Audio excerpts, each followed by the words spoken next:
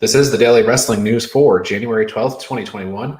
My name is Ryan Joy, and I'm coming to you live from Minutes to Bell Time Studios on the beautiful Treasure Coast of the Sunshine State. And I am joined today by the salesman of fun, Travis Severance. Travis, how are you?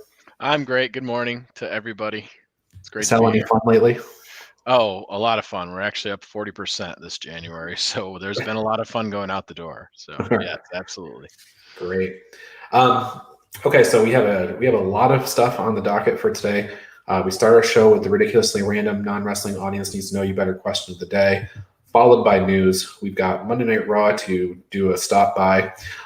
We've got Straight Up Steve Austin season premiere last night. Spent some time talking about that. Impact lineup, Dynamite lineup, trivia, and then we'll get out of here. So what do you say we get the show on the road? I'm ready. Okay.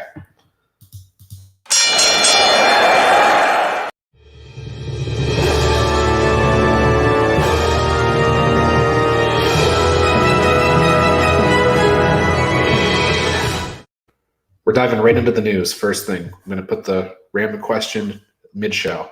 Okay. Drew McIntyre has COVID-19, as announced yesterday, and was kind of a thread all the way through Raw.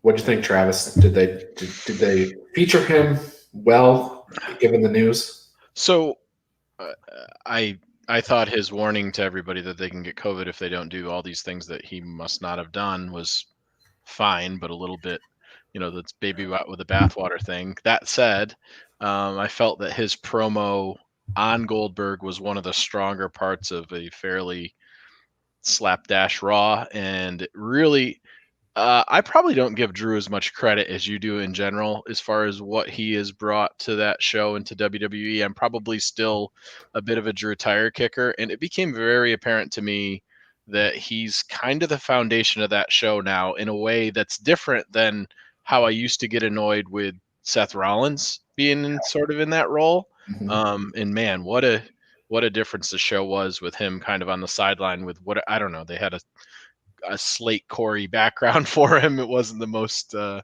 guess it was fine for Drew. So yeah, I mean, the thing is that if you pull Drew out of the show, you get what you got last night, which there was a lot of wrestling on the show and a lot of recaps on the show, but he is the focal point, and it was never more obvious than last night. Even when Randy had the title for a week or two, the focus was on Drew getting the title back, right?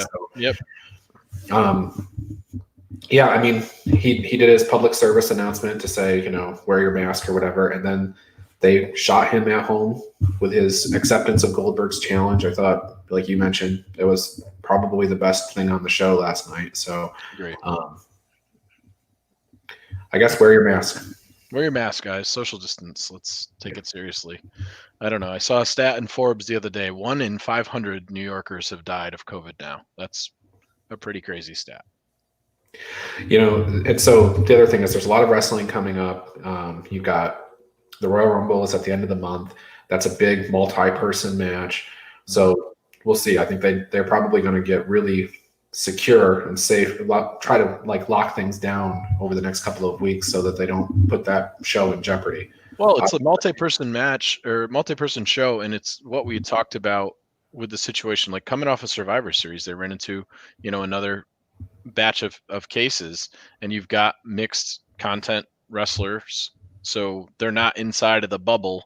You're going to have Raw mixed with SmackDown, and there's probably going to be some NXT appearances too. So yeah, I think the level of jeopardy that you kind of put yourself into based on that is higher, obviously, with a mixed show. Sure. So let's pivot. We'll talk about a little bit more news to get into before we go to Raw. But The Rock has a new energy drink called ZOA. It's a multifaceted team of fitness, health, and beverage industry change makers. The Rock and friends announced the launch of ZOA. It's a new healthy energy drink set to make waves in the category, available for purchase in March. It's a reimagined, first-of-its-kind energy drink packed with clean, natural caffeine and green coffee and green tea, powerful antioxidants from camu and vitamin D, and a unique blend of vitamins and nutrients. It's a lot. You need a lot of ingredients to read through and clean. And I don't know if it comes. Like if somebody puts the thing in front of me, I'd probably take a look at it. It's The Rock. He likes money, and this seems like another outlet for it. I think he's probably got a higher chance of success with this than the XFL, so I'll give him that. And it probably was cheap. Well, this all could be, part of like a multi-branded Moana Rock brand, team, sure. XFL team, and the what is this? The let's see, the Washington D.C. Zoas versus the Mhm. Honolulu Moanas. I don't know. Yeah, it could be a whole thing for sure. I mean, he did a big thing through Dick's last year with his clothing brand, and I've got a couple of different pieces of his workout gear, and I thought the quality of the stuff was good. So I Yeah. don't know. It's not like He- I don't think he's just putting his name on there because he thinks it's junk. Like it's just he's past that point. I think at this point, it's not like he has any shortage for money. So there's probably something good to it. I have a lot of faith in anything he puts his name on. Sure, To be honest, sure. I'm not a huge energy drink guy. Yeah. I do 5-hour energy when I need it, and if Mhm. there was a Rock branded, 6-hour energy, I'd probably take that instead. There you go. Absolutely. Also in the news, we have New Japan's New Beginning tour was kind of fleshed out. I was getting concerned that Tokyo might go into lockdown and they might actually have to cancel some of these shows, but yesterday they had a press conference and released all of their the cards for their upcoming shows. They have a whole bunch. The New Beginning tour kind of culminates in Hiroshima on February 10th and 11th. On the way there, we have a Road to the New Beginning event on January 23rd that has a tag team title match. On the junior side, it's Desperado and Kanemaru facing off against Taiji Ishimori and ELP. Ishimori and ELP both losers at Wrestle Kingdom, but they set this angle up on New Year's Dash. So it's interesting to me because these are four really, really good workers. Should be a good match, and it's headlining a show. So Yeah, I was so those are the two things that I was surprised with. Yeah, it is kind of this, a bunch of losers get to be in the spotlight sort of thing, I guess. But they all can work. They're fine together. I'm sure it'll be a good match. The headlining the Road 2, I was like, okay, this is cool.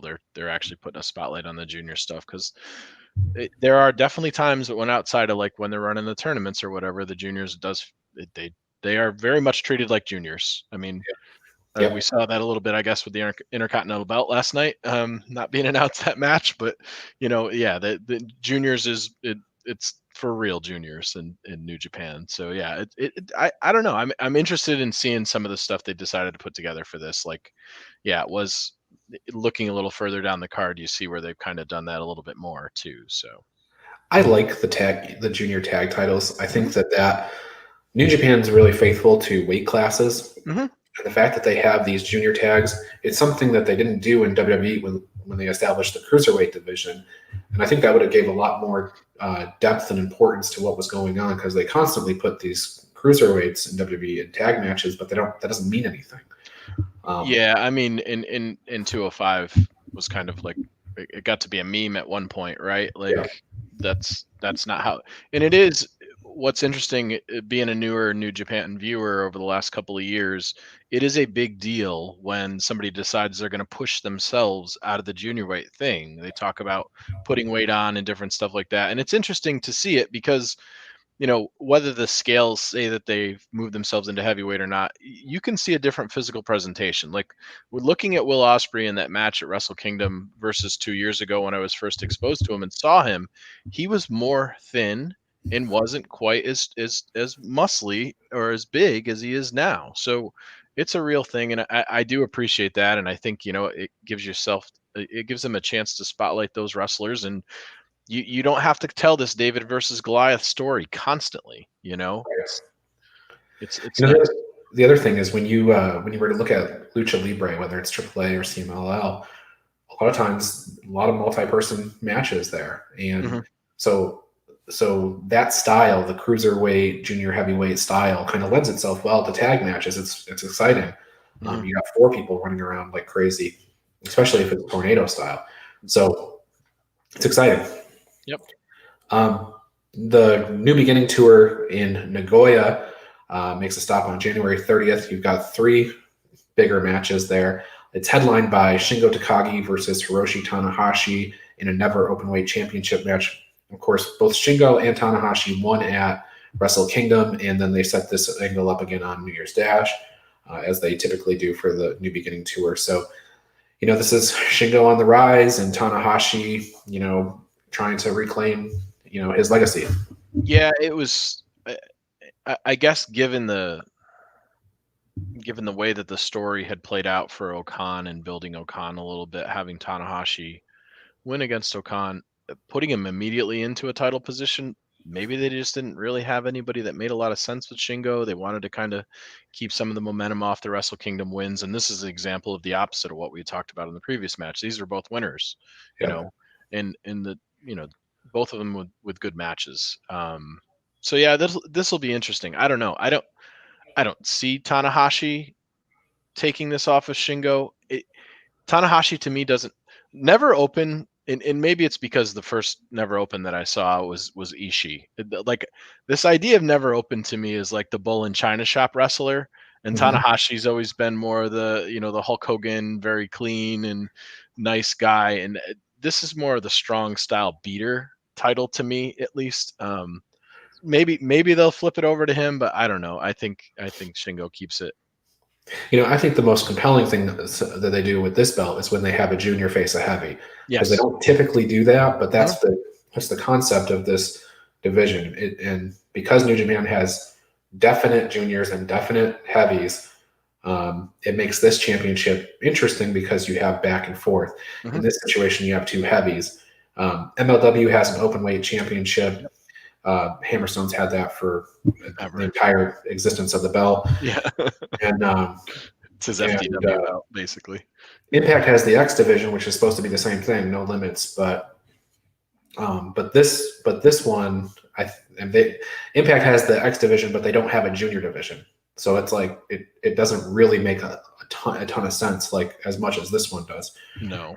So I mean, the roots on that was it was really more high flyers. You had your Christopher Daniels and AJ Styles and that kind of thing, and Amazing Red and Chris Sabin and a bunch of those guys, and you could showcase it because you had an X over the ring, as odd as that sounds now, where they were doing some crazy stuff. And yeah, it's just kind of that in name now. On the undercard of that January 30th show, we've got Will Ospreay versus Kojima and Hiroyoshi Tenzan versus the Great Okan. So your Empire guys are getting what I would assume is a couple of W's on this show, and yeah, I guess it's back to the feeding for them again. I mean, Empire was fed really, really well on the run up. I mean, like I said on the previous show, Ospreay was 20-0 between matches leading up to Wrestle Kingdom against Okada in multiple combinations. So yeah, I think the dads are going to come out and they're going to do some wrestling, and this should be some victories. Well, it'll definitely be victory. So the question is, how good does Kojima look, and how good does Tenzan look in these matches? Are they squashes? And then what happens next? Because the New Beginning tour is all laid out already. So there's nothing on this tour that wraps up on the 10th and 11th. But then they have the next series, which is typically New Japan Cup time. I don't know if they're going to shuffle the schedule because of COVID and stuff, but we'll see. Yeah, the other thing that could be interesting is, like you said, if these are squash matches, it gives them a chance on the mic to decide to do something, or it could really shape the direction of Empire, right? Like the Empire story is kind of Okada kept me in the background. Now I'm rallying my troop and I'm doing, Dirty Dozen style to get these guys in here. And, it was interesting. Ospreay was on Instagram talking about Robbie Eagles loosely the other day. So he would be a great addition for it. But, do we see them attack these revered older wrestlers, then do a beatdown after the match? Because that really puts you into a heel faction as well. Or, does it just give them the ability to say, I want a rematch, or whatever the case may be? So they could definitely use these two matches as kind of shaping the narrative of what exactly the Empire is. Is it truly against the corporation and how they were set back, or is it we're going to be bad guys and we're going to take no prisoners? So well, that's right, because Kojima and Tenzan, we joke about them being the dad division or whatever, but they're beloved absolutely figures, which is why they still persist. Tag partners, yeah, absolutely. So depending on what happens there, huge momentum. February 10th and 11th, 3 title matches. February 10th is headlined by Hiromu Takahashi versus Sho. And on the undercard, you've got God versus Sabre and Taichi. Both, we saw God and Sabre and Taichi at Wrestle Kingdom, so this is rematch. And then Takahashi versus Sho should be a great match. Yeah, the two of them can go and they're comfortable and familiar with each other. So, yeah, I think both of those matches should be good. I don't see God dropping the titles back to Taichi. I think this is just we need to do this rematch because they deserve the rematch, and then we'll move on with that. And then on February 11th, the match that was set up at Wrestle Kingdom headlines the event. It's Kota Ibushi versus Sanada. I mean, I think Ibushi is not going to lose in his first title defense, but it wouldn't be unprecedented if he did. Jay White lost in his first. Tanahashi lost in his first. But this feels like a lot of work went into putting those belts on Ibushi, so he's not going to lose them first. Yeah, first 2 years worth of G1 wins and stuff to get him in that position. Like, I wasn't surprised that Sanada was the opponent, but I think I would have rather in this position seen Evil be the opponent and then set up a Sanada match down the road, because I think for the most part, most of us that pay attention are thinking there's no way that Ibushi could. I wish I was a little more concerned that it could actually happen, because I think Sanada, we had talked about this before too, like this should be a year where he's pushed and legitimized. I mean, I guess starting off your year with a loss to Ibushi isn't the worst thing. Can certainly come out of that, and who knows, maybe they're priming him up for a really nice G1 run, which his G1s have been okay. So we'll see. Yeah. All right. I'm sure we'll talk about New Japan more as we get to, closer to these actual shows. The first one we talked about is January 23rd, so we're still we got a ways out. Yeah, a week or 2 weeks out. Okay, that wraps up the news. Back to your ridiculously random non-wrestling audience needs to know you better question of the day, which is brought to you by Pro Wrestling Pick'em, a place where you can join or host a pick'em league to test your predictive skills in the world of pro wrestling. Create an account and join the league now at prowrestlingpick'em.com so you can play against your friends or play against the universe. Al Caro last 3 shows went 19-0 or something. He's picked out. Man's a machine. He's a trivia machine. I think he's got a line in with the bookers, actually, because it's almost not fair to a degree. Like, I got to put myself in the blind mice league or something like that to try to feel good about my ego when it comes to pick'ems. Well, one place where I think you do have perhaps a little more. Well, I don't even know. Al knows the Marvel Cinematic Universe pretty well too, but what's your favorite movie? That's the question for the day. So my favorite MCU, I'm going to go way back. I'm going to throw it back to Iron Man, which kind of it's the straw that stirred the drink, right? Like, sure. I can remember Iron Man being built up, and I'm like, man, I love Robert Downey, and if there was anybody to play Tony Stark, it's Robert Downey Jr. The man's lived Tony Stark's life. So when that movie came out, now going back and watching it now and seeing some of the way they decided to set up the final act was a little bit weak. But I don't think that if Iron Man isn't we can take this superhero genre thing serious, we wouldn't see all the movies that we've seen come out of that. Yeah. I mean, I love them all 3,000, right? So they're all great. Yep. But so I'll take a different blink. After seeing so many in the series, I really appreciated how different Black Panther was from the previous million. I don't know if Black Panther is my favorite, but I really did like that movie. It was very refreshing. Yeah, I would agree with that. Yep. Yep. It's definitely a nice fresh take for sure. Yep. Okay. So let's talk about Monday Night Raw. We talked about it a little bit already, but of course the show opened with Triple H and Randy Orton arguing in the ring. I did a quick check during that, of the calendar, and don't worry, we're still in 2021. We weren't transported back in time. But they fought in the main event segment of the show. It wasn't a match. They were in a fight. Eventually the lights went out. Triple H's sledgehammer went up in flames, which was a cool image. Alexa Bliss appeared and she shot a fireball in Randy's face, which was also another cool image. So kind of a weird start. Triple H comes out. I'm hoping he's going to announce, Priest All and of us. Ripley are coming to the main roster, something cool like that. But Randy, in a move that made complete sense with his legend killer status, he interrupted the fun, and there we go. That was the theme of the show. Yeah, I thought it was a fine back and forth in the beginning of the show. I didn't know where they were going to take it. Like, obviously Hunter called back to the situation with Flair and stuff, and yeah, the Fiend and his helper have supernatural powers of lighting sledgehammers on fire and throwing fireballs. This is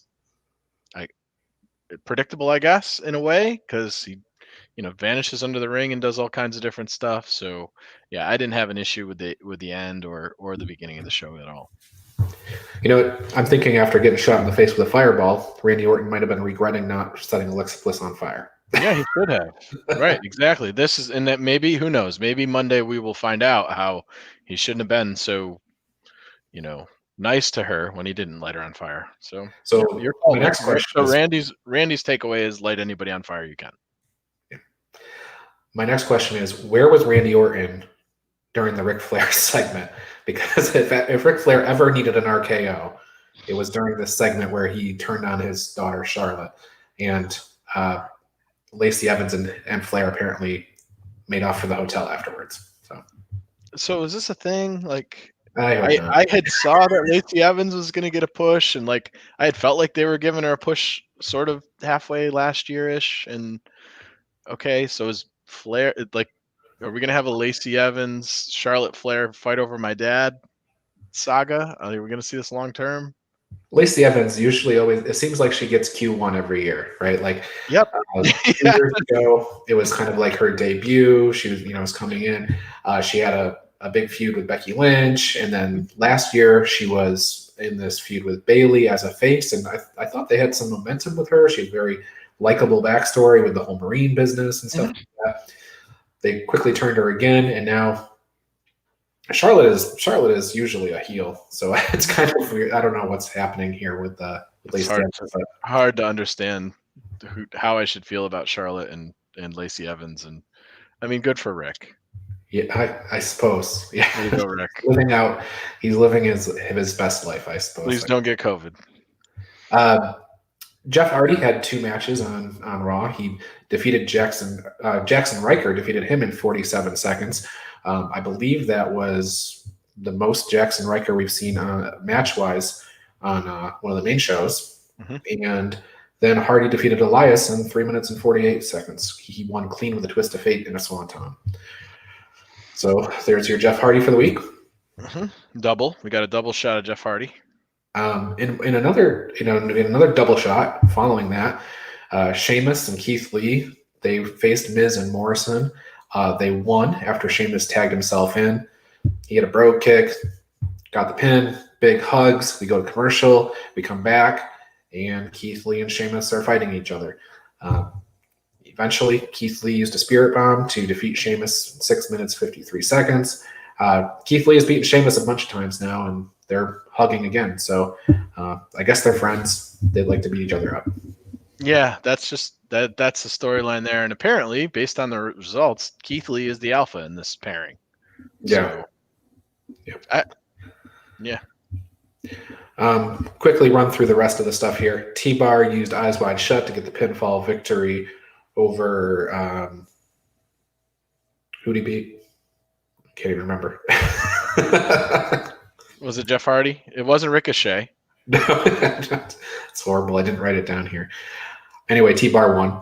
Bobby Lashley defeated Matt Riddle with the Hurt Lock in 1:57. But wait. Matt Riddle defeated MVP 1:15 after a DQ with a Lashley spear. So we got to see Riddle face 2 matches. AJ Styles and Drew Gulak had their match 3 minutes 12 seconds. Distraction from Omos. Phenomenal forearm pin for AJ Styles. That ties up that feud from last summer. Yeah, 6 months. We got the payoff after that's the 3rd time AJ wins 2-1 against Drew Gulak. We're surprised. Last match on Raw was Nia Jax and Shayna Baszler getting a win over Mandy Rose and Dana Brooke. Shayna Baszler did a blind tag in. Yeah, she copied Sheamus. She saw Sheamus and how effective it was to get the W and did the blind tag. Well, I mean, if I'm sitting there watching Raw and I see that work out so well, I might do the same thing. But You know, unlike the previous segments, we didn't immediately get Jax versus Baszler though, because we had to go to the Triple H stuff. Would have been the 4th double match of the night. So yeah, that would have been. Yeah, they actually had to go to the main. We got a lifeline Oh, here. Xavier Woods. Very good. Xavier Woods. Yep. So he's got 3 more weeks of retribution to go through. So yeah, that's right. Yeah, on the I don't know. Maybe Xavier isn't quite the prospect that Ricochet is, given that they didn't immediately then offer after he got beaten to come into the faction. So they don't want New Day guys, I guess. We'll see. We'll see. There's a lot of power in the positivity, you know. So let's see how it gets booked next week. Okay, so last night after Raw, we had the season 2 debut of Straight Up Steve Austin. My biggest takeaway from the whole thing was Steve Austin's still a really likable character. Steve Austin's great, and you probably wouldn't know that about me, but I'm a huge Luke Combs fan. Like, I love that guy. Like, I had tickets to one of his shows in the before times to go, and it got rescheduled 1,000 times or whatever. But yeah, I love Luke Combs. He's the same way. He's just this relatable country guy who's just a really good performer and a great songwriter, and just a guy that made it, and just a workhorse kind of guy. And everything that I've read about him is that he's just a good general dude. So the two of them together in the segments and stuff like that was just straight up dude stuff is what we were doing. The dart segment was cute, and the other stuff they did. So yeah, pretty good show. Yeah, it's I don't know, it's so easy to watch that show. It's really, you take out the commercials, it's like 20 minutes, and it's just Steve Austin being Steve Austin in real life when he's not mad, I guess. Yeah, and I just you can turn your brain completely off. You just kind of watch that, and then I went to bed right after that, so it was great.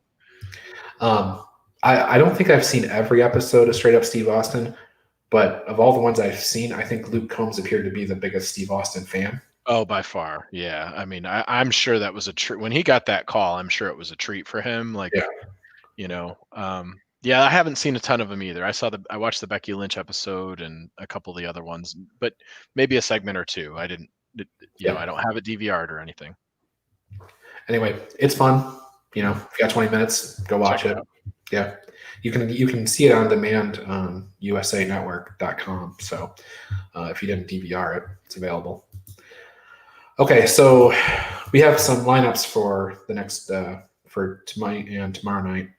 There's 12 match episode of AEW Dark, so that's kind of on the small side. It might be under 2 hours tonight, but that's main evented by Chaos Project versus Top Flight. I guess they're trying to hold back Chaos Project versus Jurassic Express, the Marco and Luchasaurus. That's what I really want to see, because I have this image of Luther throwing Serpentico into Luchasaurus throwing Marco Stunt. They both do the same thing. So I think they just darted each other, right? Like, it's chicken, but it's a jack chicken is what we're doing for sure. So maybe eventually we'll get that match tonight. We have Chaos Project versus Top Flight. But also, on Being the Elite yesterday, they actually set up a match between Brandon Cutler and Luchasaurus. So we're going to have Dragon versus Dinosaur, not tonight, but next week on Dark. Yeah, interesting. I mean, I think from when I think the first time I saw Brandon Cutler live in a match was the Boston show for a dark match against Joey Janela. And man, watching his progress from, the BTE camera guy, the Young Bucks friends, to legitimate wrestler that is athletic and has got his timing down and has built his body and he's got a character and he's got an appearance has been kind of like a quiet treat on that show. So, and generally speaking, a really good dude. Like, yeah, I like that they've leaned into the Dungeons and Dragons stuff, and they're doing the dragon face mask and stuff now. It's in the whole thing, they've got Twitch shows and they do different things like that too, with a whole bunch of people on it. So yeah, they do a really, it's funny watching their role playing sessions and stuff like that. I think they did Among Us the other day, which is a hilarious computer game if you get a chance to watch. So the other show on tonight, starting at 8, is Impact, and it's the go home show for Hard to Kill this weekend. We have Rich Swann versus Carl Anderson, Tennille Dashwood versus Rosemary, Kimberly versus Taya Valkyrie, Cody Deaner versus Tommy Dreamer, and Kenny Omega and Don Callis will be in the Impact Zone. That's your lineup. Anything on that jumping off the page that you need to go make sure you tune in for tonight? I mean, I think it's going to be a good show, but like from it's amazing the conversations that we had about Impact 3 or 4 months ago versus where it's gotten to now. They've kind of I don't know. It feels like they're getting their stride now. Mhm. Obviously, the AEW stuff is helping some of that as well, but it feels like they've got a locker room that is pretty set on their Impact wrestlers, and that's what they're going to do. I say that obviously with what's his face from the North leaving or potentially looking for Yeah. something else. Um, then they're going to do a cinematic, I think, on Hard to Kill with the two of them. And Karate then Man versus Karate yeah, Ethan yeah. Page. So I don't know, man. If I've been watching a lot more Impact than I watched before when we were like, in the Ken Shamrock, Joey Ryan sort Yeah. of segment of Impact. Mhm. I think it has ramped itself up, and I probably, if you would have asked me 6 months ago if I saw Impact being like this, I wouldn't have. And man, are they in a prime spot other than just having to deal with Dark, Yeah. as far as TV goes and stuff. So. Yeah. Yeah, I'm happy with the product that they're putting out, and I'm excited to see what else they do with that show. Okay, then on tomorrow night we have Dynamite. We'll talk about NXT tomorrow, but Dynamite, Brian Cage versus Darby Allin TNT Championship match. I don't know if that's the main event, but it's the one of two championship matches for tomorrow. 100-pound weight difference between the two of them. It'll be really interesting to see how they make a believable match because I got to imagine Darby's not losing the title on his first defense. So I don't think that's going to happen. I think the Sting presence is going to help out the suspending the disbelief. Cage is obviously athletic. This is a long brewing feud situation. I mean, if you remember right, Cage like threw him through the ladder at the pay-per-view when he came out for the first time for the Rumble. So it was like May. this is a long payoff for this to actually happen, and it's nice that they built it to this, and I'm glad it didn't, not to take anything away from the FTW title, but I'm glad that it has something on the line, and I don't think Darby's going to lose it with the presence of Sting there. I think that's a weird way to kind of start Sting off as a mentor or whatever he is. I don't see a Sting turn to Team Taz, so yeah, some shenanigans will probably have to happen to make it so that Cage loses in a way that looks legitimate. I mean, I'm just hoping that in some way this sets up a Sting cinematic match. I mean, I think that's kind of what the hope is probably for Revolution is Yeah, Sting versus I don't know Sting versus Taz north of the wall or something. I don't know. yeah, could be. Um, Chuck Taylor is facing Miro. If Chuck Taylor loses, he's going to be Miro's young boy until Beach Break. I think we're going to see Chuck Taylor being Miro's young boy until Beach Break.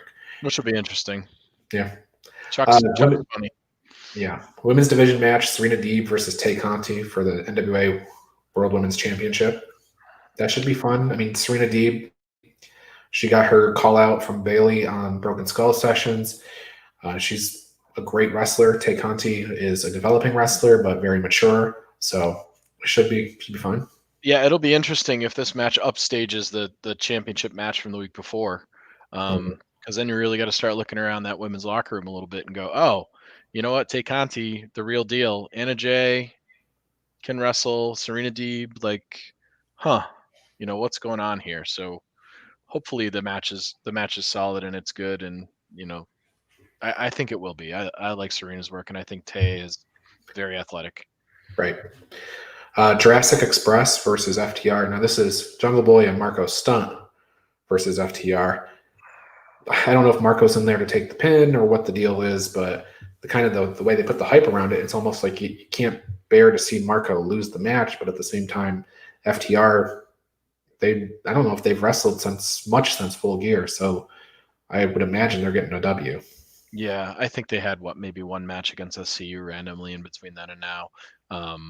Yeah, with Marco jumping in, I would agree. I think you're going to see this might be setting them up for a match down the road with Luchasaurus there instead, and maybe this is kind of shut up and stay back Marco. But yeah, I don't know. FTR isn't like comedic, so if they get Marco in the ring, I can't see them shenaniganing out. Like that's just Right. not their style and what they do. So they're going to be pounding somebody, and yeah, they kind of need to put themselves a little bit on the map. They've talked some trash and stuff like that. But it'll be good to see them actually get in the ring and do some work. And I'm sad. Kingston, I'm kind of sad that this is the match that ended up becoming. Like, I would have loved to see regular Jungle Boy and Luchasaurus versus the Marco Stunt tag in, but we'll well, see. maybe that's next. It Mhm. could be we have Jurassic Express, this version versus FTR on New Year's Smash, and maybe at Revolution we have Luchasaurus and Jungle Boy versus FTR. Yeah, If we had fans all year, I think Jungle Boy and Luchasaurus probably would have been way at the top of the tag division because those guys were so likable and they're getting such huge fan reaction. And then yeah, the went away, and I think AEW not a knock on them, but I think they did rely on some of established stars because we knew they would work. So yeah. Well, I mean, the FTR commitment, splashed the, them. com- So the commitment's certainly there. I mean, Tony Khan went out of his way to buy the licensing rights for Jungle Boy's, song. yeah, So they're not going away. Those guys are hanging around. But yeah, I definitely think it took some of the wind out of their sails and changed some of the thing when the world changed around a little bit on us. Pac and Eddie Kingston. That's a big feud as well. That's coming to a close, or appears to be coming to a close on tomorrow night's show. So that should be the meme when Pac came back was the Eddie Kingston versus Pac custody of the Lucha Bros right match. So we're seeing this. They've fought each other before. Yeah, this should be good. Very different styles. Kingston obviously doesn't do the stuff that Pac does. Although outside of some finishing, it does seem like Pac has been a stronger, more beefy version of Pac than a Neville shooting star sort of guy here. And he probably prefers it because boy, some of the bumps that he took in WWE during his tenure there, he's probably happy to slow it down and put a little bit more weight on and be a little bit more fierce than this high flying lunatic. Yep, for sure. And then we have the Elite is going to be in action. We don't. Presumably that's Kenny Omega and the Bucks, but who knows if the Good Brothers are also there. So yeah, Good Brothers are technically Bullet Club versus Elite, but we'll see.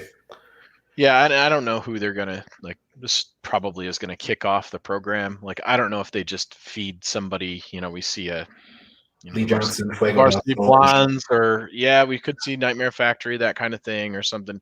Somebody just comes out that's that I'm not gonna take it for the locker room kind of thing. This takeover sucks and does something there, but somebody's gonna get probably pummeled tomorrow on that. Any thoughts on what the Inner Circle's New Year's resolutions will be? So I don't know what's going on with the Inner Circle. In a good way. I think my prediction is that we see Jericho shaved off of the Inner Circle and Sammy Guevara as well. I think we see them both go face, and I think MJF takes it over. It's certainly that segment with the passing away that he did with Proud and Powerful certainly seems like it's turned the corner there. Hager too. And yeah, as well, right? So it's a mixed, weird situation, but this is an enjoyable one rather than a confusing one to me. Like, I want to know what's going to happen and how they're going to book this and what they're going to do with it and what story they're going to tell. And there's a whole, right now, there's a whole lot of talent wrapped up in that package. And if I were to say anybody's gotten the short end of the stick here, I mean, Sammy had his time off, so he hasn't really gotten himself into like a real program other than the Matt Hardy thing, which, with the concussion and stuff kind of set that short. But man, for as much pomp and as excitement as it was when Proud and Powerful came over, I feel like they haven't really gotten their due getting pushed through the title rank or any of that kind of stuff. Man, I'd love to see Proud and Powerful FTR, like get them in the picture, guys, because they're not being used and utilized. I don't think out of all those guys in the Inner Circle have probably had the least amount of time there. And it's got to be compelling for them now that they're looking back at Impact now and going, we left Impact to come here for this thing. And boy, Impact is really good. And the tag division's not so terrible over there anymore. So when I was putting my book together, the wins and losses, had my pages on Santana and Ortiz, and they had hardly any tag matches, just the two of them. Yep. It was mainly a bunch of like the Inner Circle, like as a whole, or variations of the Inner Circle, or Jericho and Ortiz, or Jericho and Santana, Sammy and one of them. They really have not had a whole lot of traditional 2-on-2 tag matches. So, yeah, I think let's pull the trigger. Mm-hmm. Yeah, let's get them back in that capacity. Let's see them tag again. Yeah. There's a lot of people for them to work with at this point. There's no shortage of tag teams in AEW. It's probably the strongest tag division that ever, by far. Yeah. Cody Rhodes will be in Britt Baker's waiting room. Mm-hmm. Don't know what he has to say. Maybe Shaquille O'Neal stopped by. Maybe Jade Cargill. I don't know. Yeah, I don't know. Maybe this is a callback because Brandy's. I really hope they don't go into the let's get heat on Brandy during the pregnancy nonsense. I don't care if they want to call Cody out for it during this thing, but I really don't want there to be an angle that involves a pregnant woman outside of talking shit that way. Like, I don't have a problem if somebody wants to call out Moxley for his pregnant wife at home.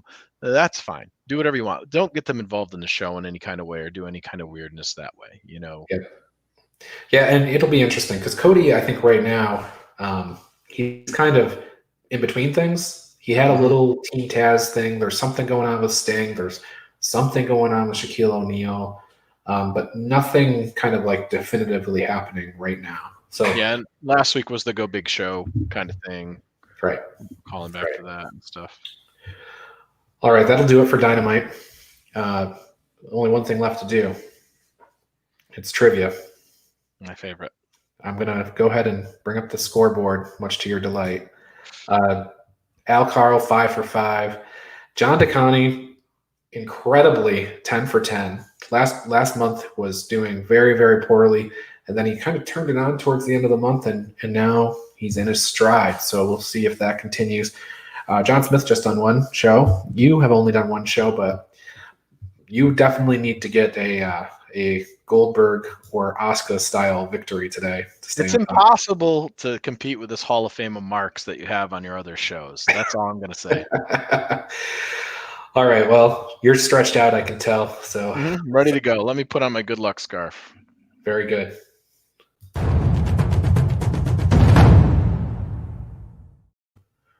Today's trivia is brought to you by the Body Slam Brigade newsletter. It's a free newsletter authored by me for you for free. Subscribe now at bodyslambrigade.com. All right. Travis, Cody Rhodes lost 3 singles matches in 2020. He lost the TNT Championship to Brody Lee. He lost the TNT Championship to Darby Allin. And he lost one other match. Who did he lose to? MJF at AEW Revolution. And the rest of the questions are all going to be about AEW Revolution. Great. So this, perhaps more than the first ever WCW Monday Nitro, should be in your wheelhouse. I feel like you have a solid chance here. Well, I was live in attendance, so yes, one would hope. Okay. Orange Cassidy had his first singles match at AEW Revolution. It was a losing effort against... He's going to try against Pac. That's right, Pac. Okay. 2 for 2. Okay. I'm not even giving you multiple choice. So no, that's fine. Nyla Rose entered AEW Revolution as the Women's World Champion. She left that way too. Who did she defeat? Who did Nyla Rose beat for the title? Not for the title, to retain the title. Oh, to retain. Did she beat Riho? No. Chris Statlander. Oh, God. Chris Statlander. Okay, 2 for 3. No. 2 for 3. John Smith really likes Hall of Fame marks. I think that might be how we have to brand this. The winner. I'm just a casual fan. These guys are the Hall of Fame marks for sure. The winner each month, I think, has to carry that title, Hall of Fame mark. Right below the name, I think. Mm-hmm. Okay. Well, did you see Selena De Laurentia's new shirt? No. What is it? Good evening, ladies and gentlemarks. That's funny. Mm-hmm. All right, your fourth question. Only one member of the Inner Circle got only one member of the Inner Circle got a victory that night. Who was it? Jake Hager. Yes, Jake Hager defeated Dustin Rhodes. Dustin Rhodes in the opener. Yep. Okay. Two-part question for your final question. Mm-hmm. To complete our Inner Circle discussion. Okay. Sammy Guevara and Chris Jericho both lost at Revolution. Who did they lose to? Well, Chris Jericho lost to John Moxley. Yeah. And Sammy Guevara lost in a really good match against Darby Allin.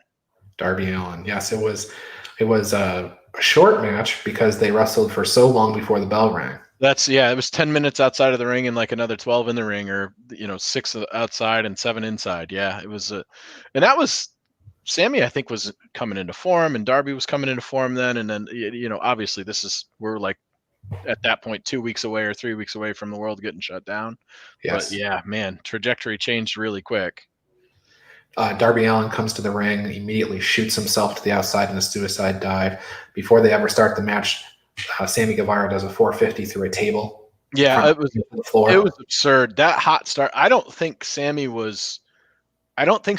that he was going to shoot that quick, and he did, because usually you see when something like that's going to happen, they'll brace themselves a little bit, but man, he went right into the railing and stuff. I was like, wow, this one's on fire, and out of the gates we go. And then you even said, are they going to ring the bell? And I'm like, well, they're not kind of technically in the ring yet.